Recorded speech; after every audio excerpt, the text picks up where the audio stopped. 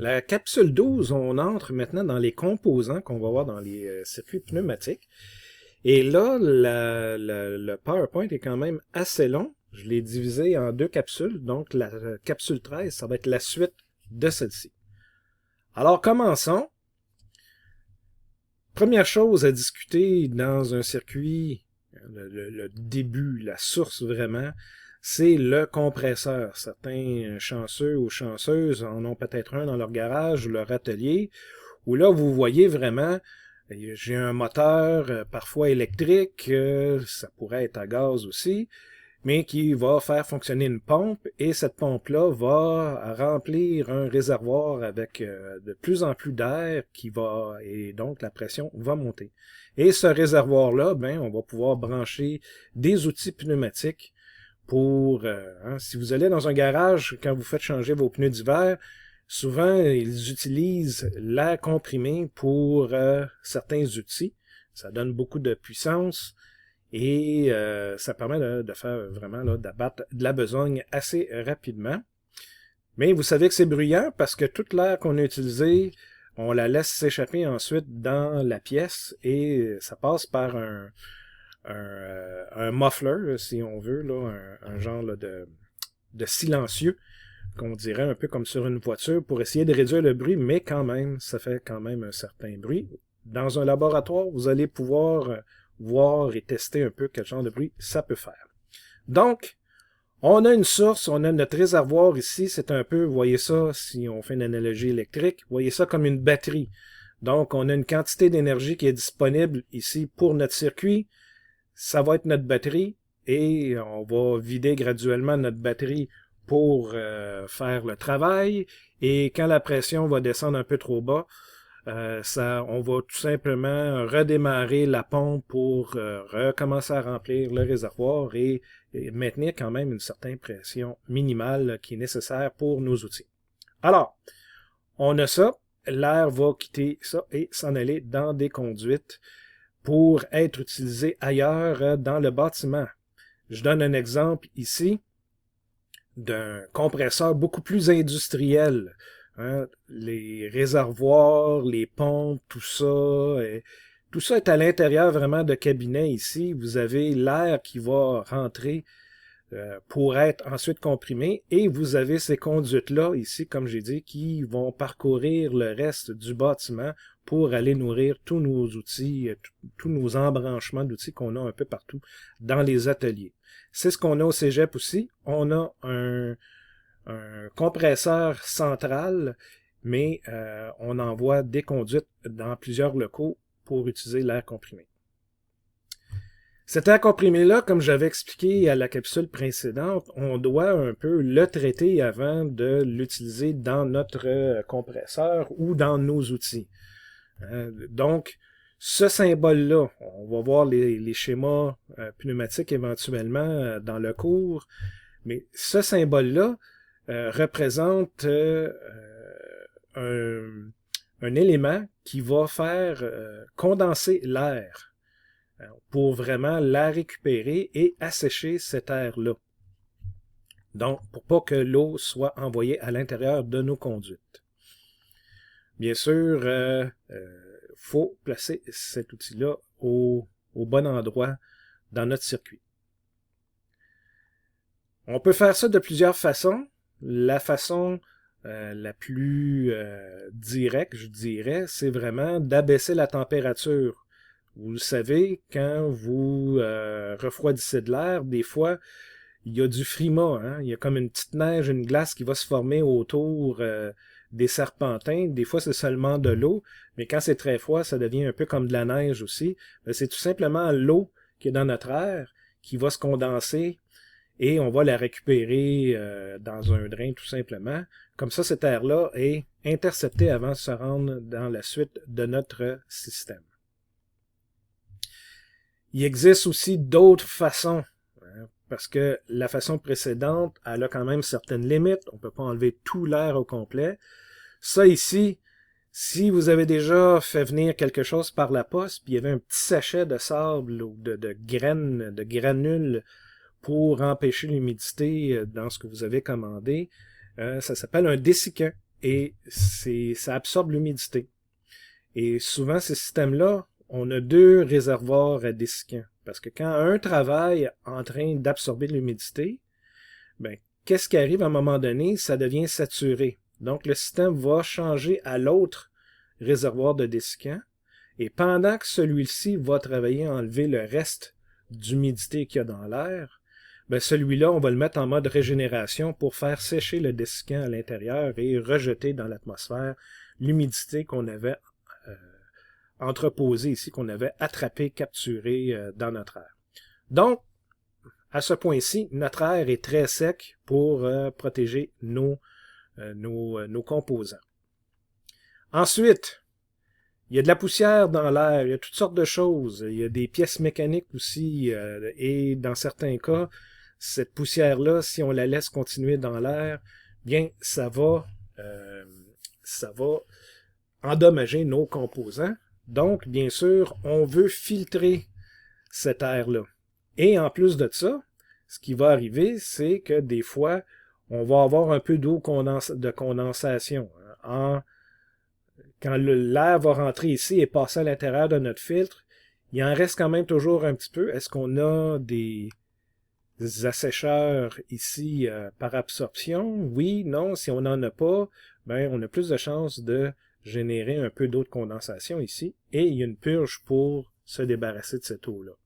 Le symbole dans nos schémas va ressembler à ça pour ce qui est d'un filtre. Donc, on a asséché, on a filtré. Qu'est-ce qu'on pourrait faire d'autre avec notre huile? On pourrait lubrifier l'huile. Donc, si l'huile contient des gouttelettes, plutôt si notre air contient des gouttelettes pulvérisées, on voit une chambre de pulvérisation ici, un réservoir d'huile, bien, si cette huile-là est lubrifiée, quand cet air-là va passer dans nos outils pneumatiques, bien, ça va lubrifier les composants, ça va permettre à nos composants là, d'avoir une meilleure durée de vie. Donc, voici comment on représente ce symbole-là. La petite ligne ici, vous voyez ça un peu comme on laisse tomber une goutte d'huile une fois de temps en temps. Cette goutte d'huile-là va être pulvérisée et ajoutée à notre air. Alors, on a tout fait ça avec notre air et ensuite, on a quelque chose qui est très important, le régulateur de pression. Comment ça fonctionne un régulateur de pression? Mais vous avez l'air qui s'en vient ici. Il y a toujours une flèche pour indiquer le sens de l'air. Et cette pression-là arrive ici. Et qu'est-ce qui arrive? Bien, si on ajuste la force du ressort ici, bien, si la pression augmente trop, vous voyez, on prend la pression ici. Si la pression de notre système augmente trop, la pression va venir pousser ici sur cette flèche-là. Et la flèche va descendre. Si la flèche n'est plus alignée avec notre conduite à l'entrée et à la sortie, l'air ne passe plus. Donc, la pression qu'on avait ici va chuter. Et là, la force du ressort va faire remonter la flèche jusqu'à temps qu'il y ait un équilibre entre la pression et la force du ressort. Donc, en ajustant la force du ressort, on peut ajuster la pression ici. Et en plus de ça, on pourrait mettre un manomètre à la sortie pour nous indiquer c'est quoi la valeur de cette pression-là. Alors là, on ne le verra pas, mais il y a un équilibre qui va se faire entre la force du ressort et la pression de notre système, qui va être tout ça équilibré par la bonne pression qu'on veut avoir, et la seule façon de le mesurer, c'est avec le manomètre. Et on a un symbole simplifié ici, qu'on voit vraiment le manomètre, qu'on voit ici, ça ressemble à un symbole qu'on a vu précédemment, et là aussi un autre symbole qu'on a vu précédemment. Je vous laisse découvrir qu'est-ce que tout ça veut dire ici. Mais c'est ici qu'on va ajuster notre pression. Et là, petit exercice, je vous laisse découvrir vous-même, c'est quoi selon vous la bonne configuration? L'air passe vraiment de la gauche vers la droite. Les différents éléments, vous avez un manomètre, vous avez un filtre, vous avez un régulateur de pression, vous avez un lubrificateur. Dans quel ordre ça devrait être connecté si l'air voyage de la gauche vers la droite? Essayez de trouver la bonne réponse. On va en discuter en classe. Ensuite, vous avez, vous voyez ici le réservoir d'air. Vous avez des traitements de l'air aussi qui sont faits là. On a des filtres, des choses comme ça un peu tout partout. On a des conduites qui pendent du plafond pour brancher des outils avec des conduits flexibles, des hoses flexibles. Et, bien sûr, là, il y a certaines règles il faut suivre certaines règles pour pas avoir de problème. On parle d'une perte de charge maximale de 10%. Donc, quand on conçoit un circuit, il y a la longueur des tuyaux, le nombre de coudes, pareil comme avec de l'eau. Quand on parlait d'hydraulique, il y a des pertes de charge. Donc, il va falloir calculer ces pertes de charge-là pour être sûr que tout ça, ça cause pas de problème. Ensuite, la pente de 1 à 2%. On va mettre une petite pente dans nos conduites, justement parce que si jamais il y a de l'eau qui s'écoule, on ne veut pas que l'eau s'en aille vers nos outils. Donc, on va avoir une petite pente. Voyez-vous la différence ici? Il y a une pente de là vers là. Donc, l'eau va se ramasser dans ce coin-là plutôt que d'aller vers nos outils ailleurs dans le bâtiment. On parle aussi de col de cygne. Le col de cygne, on en voit un ici, on en voit un là aussi, on en voit un là aussi. Si jamais il y avait eu de la condensation dans la conduite, vous voyez, faudrait que l'eau soit capable de monter et de redescendre pour se rendre jusqu'à notre outil et venir faire rouiller notre outil éventuellement. En ayant un col de cygne comme ça, c'est beaucoup plus difficile pour l'eau de monter et de redescendre de même. Donc, c'est une autre protection. Tout ça ici, c'est des protections pour assurer un bon fonctionnement de notre circuit de distribution. Et bien sûr, c'est quoi la vitesse d'écoulement qu'on peut avoir dans nos conduites? Les normes sont fixées à une limite de 6 mètres par seconde. Vous vous rappelez quand on travaillait sur les dissipateurs de chaleur avec des ventilateurs pour refroidir les ailettes de nos heatsinks? On avait différentes vitesses d'écoulement.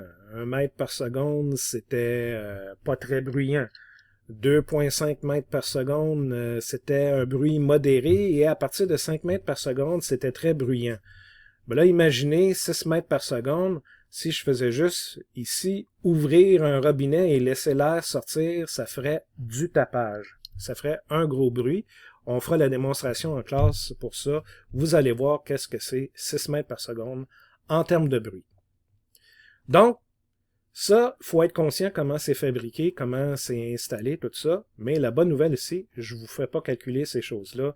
Ça va être le plus dans le domaine là, du génie mécanique qu'on va travailler sur ces calculs de conduite-là. Ensuite, la grosseur des conduites. Vous avez vu, avec l'hydraulique, avec l'eau, le diamètre des tuyaux est important en fonction des débits et de la vitesse linéaire en mètres par seconde de l'écoulement de l'eau là, à travers les conduites. C'est la même chose avec de l'air comprimé. Et là, vous avez une abaque ici qui permet vraiment si on trace cette ligne-là entre la longueur du tuyau et le débit qu'on veut avoir, bien, ça nous fait une ligne comme ça qui vient couper l'axe C à cet endroit. Ensuite, en fonction de la perte de charge maximum en bord qu'on veut avoir et de la pression qu'on a dans notre réseau, on trace cette ligne-là qui vient couper la ligne F ici. Et là, entre ces deux endroits-là, on vient tracer une dernière ligne ici. Et cette dernière ligne-là va couper mon axe D ici et nous donner quel diamètre intérieur du tuyau on devrait utiliser pour pour respecter toutes les normes là, de chute de pression, de vitesse d'écoulement, etc. C'est une façon graphique de trouver la réponse. Bien sûr, sur l'Internet, il existe une panoplie de calculateurs qui pourraient nous permettre de trouver ces réponses-là. Et comme je vous dis, je ne vous fais pas calculer ces choses-là dans le cours. C'est juste bon de savoir un peu comment ça fonctionne. Et pareil comme avec de l'eau, hein, tout fluide, bien avec des coudes, des courbures, des clapets, des vannes, des T obliques, des choses comme ça. Plus on en rajoute dans le système, plus ça cause des chutes de pression.